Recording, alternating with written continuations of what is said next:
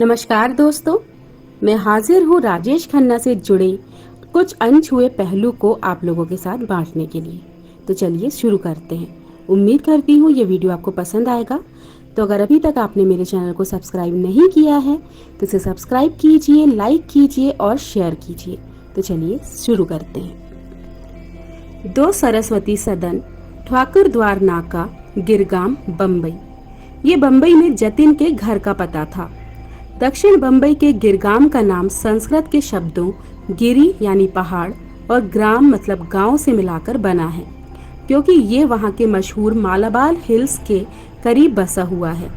गिरगाम का ठाकुर द्वार एक भीड़ भाड़ वाला इलाका था, जहां ज्यादातर मध्यम वर्ग के मराठी और गुजराती लोग रहते थे।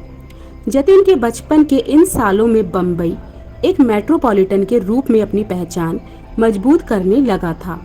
समंदर और बंदरगाहों वाला बम्बई अब ऊंची इमारतों, बेशुमार मिलों, नए नए रोजगारों और ख्वाब वाला नया बम्बई बनने लगा था।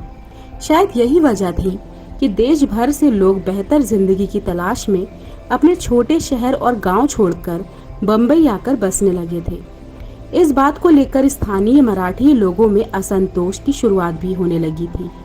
मन में असुरक्षा की ये भावना जन्म लेने लगी थी कि उनके अधिकारों को बाहर के लोगों के साथ बांटा जा रहा है।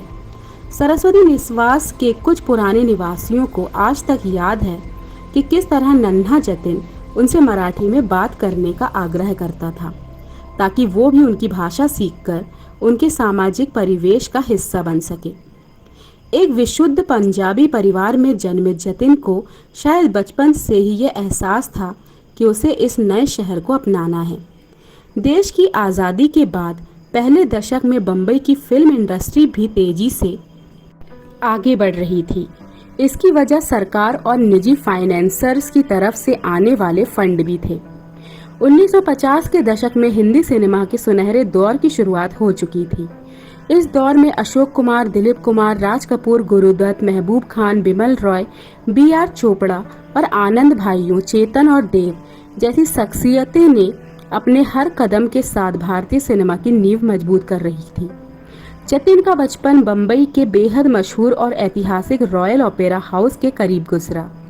उस जमाने में रॉयल ओपेरा हाउस में बड़ी बड़ी फिल्मों का प्रीमियर और मशहूर नाटकों का मंचन हुआ करता था। सरस्वती सदन के कोने वाले 2 बेडरूम के जिस फ्लैट में राजेश खन्ना का परिवार रहता था, उस फ्लैट की बालकनी जगन्नाथ मार्ग पर खुलती थी। यही रास्ता चीड़ा बाजार से होते हुए रॉयल ओपेरा हाउस तक जाता था। अपने मामा के साथ जतिन अक्सर इस रास्ते से होते हुए ओपेरा हाउस के विशाल कंपाउंड में पहुंच जाता था। कंपाउंड की दीवार पर लाइन से उन फिल्मों के बड़े बड़े पोस्टर हुआ करते थे जो यहाँ दिखाई जाती थी। इन रंगीन पोस्टरों को देखना जतिन को बेहद अच्छा लगता था। ये उसके बचपन के सपनों की तरह ही रंगीन थे। जतिन अपने पिता चुन्नीलाल खन्ना और मां लीलावती खन्ना की इकलौती संतान था। मां लीलावती के बेशुमार प्यार के साए में उसकी परवरिश किसी राजकुमार की तरह हो रही थी। जतिन उन्हें चाई जी कहकर पुकारता, जो पंजाबी में किसी बड़ी उम्र की महिला के लिए आदर सूचक संबोधन है। ये बात अजीब लग सकती है कि जतिन उन्हें माँ कहकर क्यों नहीं पुकारता था।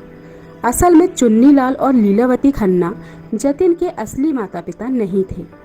चुन्नीलाल खन्ना दरअसल जतिन के पिता के बड़े भाई थे, यानी रिश्ते में वो जतिन के ताऊ लगते थे। बचपन में ही चुन्नीलाल और उनकी पत्नी लीलावती ने जतिन को गोद ले लिया था और अपने साथ बम्बई ले आए थे। राजेश खन्ना की जिंदगी के इस हिस्से के बारे में ज्यादा लिखा नहीं गया है, क्योंकि राजेश खन्ना इसे लेकर बेहद संवेदनशील थे और आमतौर पर इस बारे में किसी से बात नहीं करते थे। उनके जीवन के इस पहलू के बारे में जानकारी जुटाना बेहद अहम है, लेकिन ये जानकारी कैसे हासिल की जाए, इस बारे में जानने के लिए मैंने बड़ी मेहनत से कड़ियों को जोड़ने की कोशिश की। अंत में कई चौंकाने वाली बातों के साथ साथ ये सच भी सामने आया कि माता पिता से जुड़े इस राज ने कहीं न कहीं जतिन के मानस पर गहरा असर डाला था।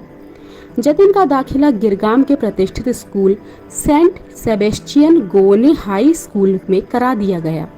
उस जमाने में गिरगाम के उच्च मध्यम वर्ग में ये स्कूल बेहद मशहूर हुआ करता था। क्लास में उनकी दोस्ती रवि कपूर नाम के एक लड़के से हुई, जो आगे चलकर फिल्म इंडस्ट्री में जितेंद्र के नाम से जाने गए।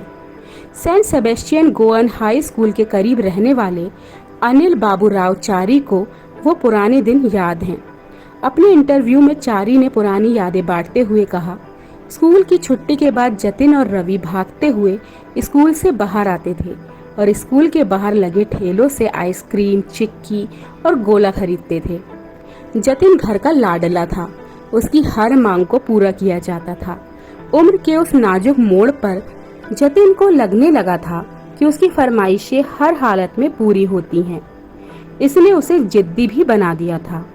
वो ये चाहता था कि घर और स्कूल में सब बस उसी पर ध्यान दें। सालों बाद जतिन के घर के स्टाफ का हिस्सा रहे प्रशांत कुमार रॉय ने मुझे बताया, चाई जी हमें अक्सर उनके बचपन के किस्से सुनाती थी। वो हंसते हुए कहती थी कि ये तो बचपन से ही राजा जैसा है। जब स्कूल से लौटता था तो कहता था कि चाई जी को नीचे गेट पर बुलाओ, वो मेरा बस्ता उठाएंगी, तभी मैं घर के अंदर आऊंगा। बिल्डिंग में लिफ्ट भी नहीं थी। सीढ़ियां उतर कर चाई जी दौड़ी दौड़ी आती थी। वो जो भी जिद करते थे चाई जी उसे पूरा करती थी। वो मुस्कुराते हुए बताती थी कि जतिन रोता बहुत है, अपने मन का ना हो तो रोना शुरू कर देता था। बेशुमार लाड़ प्यार की वजह से छोटी उम्र में जतिन की जिद बढ़ती जा रही थी, लेकिन बचपन की ही एक घटना ने उसके मन पर गहरा असर डाला। जतिन के करीब रहे एक शख्स ने उसके बचपन का यह किस्सा बयान करते हुए बताया कि वो अपनी पूरी जिंदगी इस वाक्य को कभी नहीं भूले। तो दोस्तों, आज के लिए बस इतना ही।